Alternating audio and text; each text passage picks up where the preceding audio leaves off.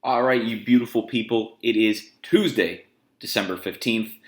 Another edition of the Hi5 series. This is going to be going out on YouTube, on all podcast platforms. Remember, once per week on Thursdays, we have our full episodes. So thank you in advance for checking those out. Means a lot to us.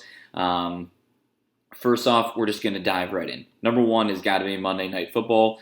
An incredible showing. Ravens, Browns put up 90 points together. We haven't seen a game like this since Rams-Chiefs in 2018 on Monday night, so a long time coming. These glasses are absolutely terrible on video. That's bad. They're just reflecting terribly, so got them off. As you can see behind me, if you're on YouTube, I have a Leroy Kelly poster, so obviously I am not happy about the outcome. There are a lot of bright spots to take away. There are also a lot of poor spots. I did an entire recap, review, immediate reaction blog that I've been working on for a few hours, and it's now up on our site. If you go to our Twitter or Instagram at DH_podcast, we have what's called, it's essentially just a link in bio. So link in bio, you can get to the YouTube, you can get to Apple Podcasts, Spotify. You can also get to our blog. So that's where we're putting stuff up all the time. And that's exactly where this is going to be. But essentially, the Browns' secondary is disastrous. The Browns' special teams, kicking, disastrous. Other than that, it's a huge movement forward from what we saw week one, to where the Browns lost by over 30 points, only got one touchdown, absolutely got their doors blown off. So the fact that this almost went into overtime, there are no moral victories. Simple as that.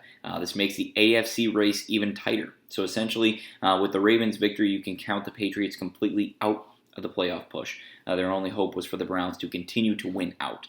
The Browns' chances of winning the AFC North are also now gone. They were very slim to begin with because Pittsburgh still had the Bengals on their radar. But once again, it would have been very difficult for that to come about. So a lot of implications in the playoffs, in the AFC playoff picture. The Colts stay alive, so right now it's going to be looking like it'll be the Browns, the Ravens, the Colts, some sort of mixing of them. The Dolphins are still trying to throw their name in the hat, but they have a very difficult end to their schedule this season. So they actually have, I believe they're tied for first with the most difficult schedule coming down the stretch in the last 5 games. So it's going to be really tough for them to get to double-digit wins in order for them to be able to make that happen. The Browns are going to end up somewhere around 11. The Ravens are going to end up around 10, maybe 9 if they slip and fall.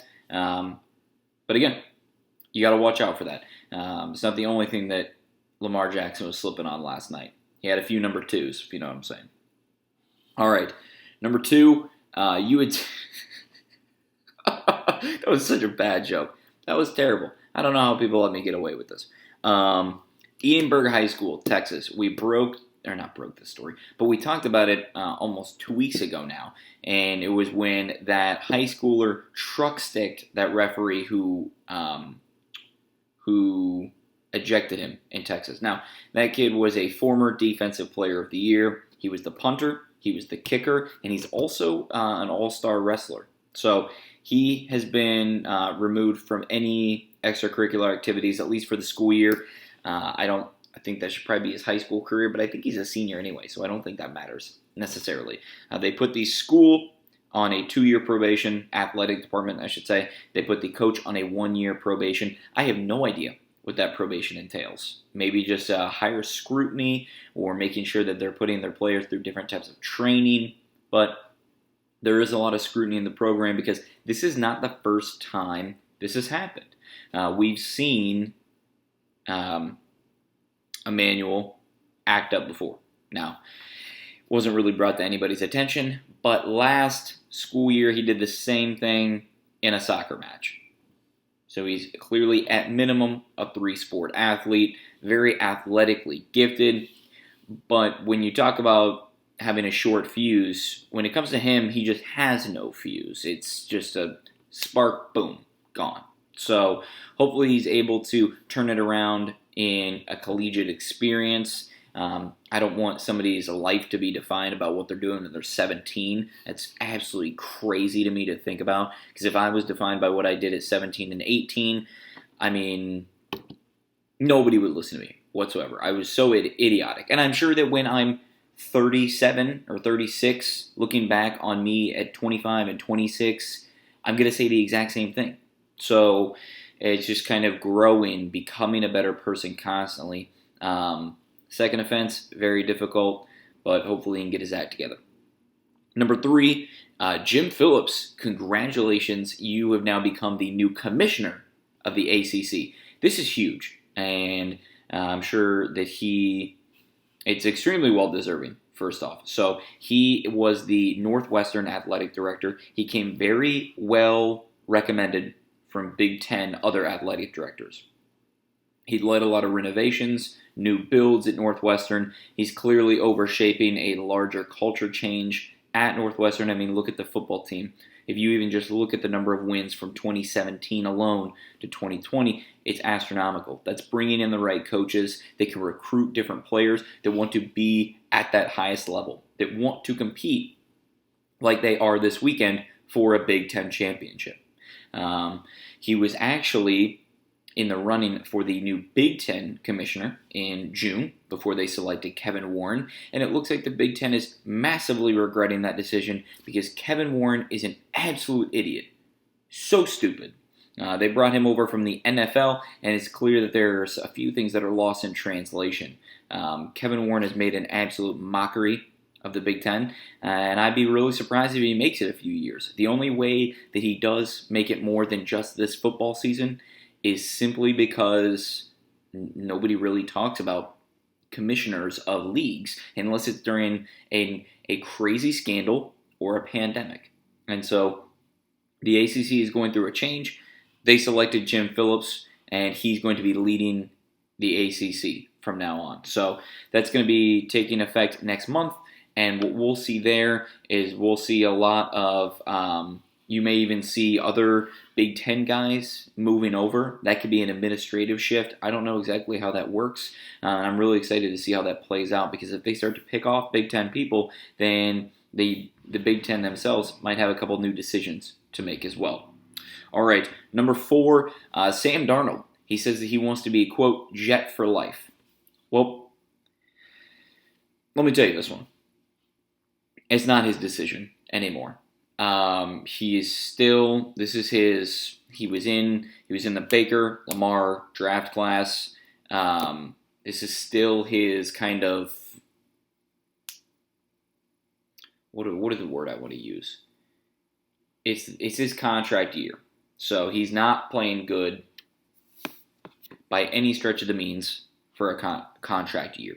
Now, he's most likely going to be out because of his pace of play. But the Jets are also most likely going to be cleaning house on the administrative side. They've already fired Greg Williams. Shout out Dr. Heat. There's a 100% chance Adam Gase is next. And then after that, I don't even know who their GM is, but his head should be rolling as well for bringing in Adam Gase and Greg Williams. And then at that point, that entire new power structure, they're going to be getting a new quarterback. And at this point, they should be continuing the tank so they can get Trevor Lawrence. But Sam Darnold saying it's twofold. One, you have to say that. What is he going to say? I want out of this dumpster fire? Everybody knows it. Everybody knows that he wants out. Just like everybody knows that Lamar Jackson pooped his pants last night. Everybody knows it. But you can't say that when you're in the press conference. You have to just play it by the book. Say, yep, I love this team. I want to be a Jet for life. I love this city. I love these fans. And you might love the city. You might love the fans. But let me tell you what. You don't want to be a Jet for life. You don't. You want to go to a competent organization with a competent structure of coaching that can allow you to play to the best of your abilities. It's crazy. And I can't believe that, obviously he's going to say this, but we all know it's not true. And frankly, Trevor Lawrence hopes it is true. So that at that point in time, he does not go to the Jets. Which if they continue the tank, you bet your ass he'll be going there. Or he could just pull an Eli Manning and say, I'm not playing. Deal with it your own way. Whatever. Definitely a possibility there as well. Huge possibility. All right, number 5, LiAngelo Ball. Waived. waived by the Pistons. The news left as quickly as it came. I mean, he was, I think, on the roster for about 3 days, but this is not unusual for NBA programs to do this. You bring in fringe guys to see, one, do they fit with the culture? Two, do they fit what we're building? Three, can they mesh with the already existing players that aren't going anywhere? Can they mesh with the Blake Griffins? Do they work with the culture? He wasn't the only one that got waived. There were 4 guys that got waived. I mean, it's simply a part of the business. And of course, LeVar Ball went off, but also at the same point in time, nobody really gives a shit. He gets the clicks, he gets the clickbait, but nobody actually cares about him. I mean, just look at the big baller brand shoes and look at the hundreds and hundreds of players they're bringing in, because that's a joke. They're not bringing in anybody under the fold.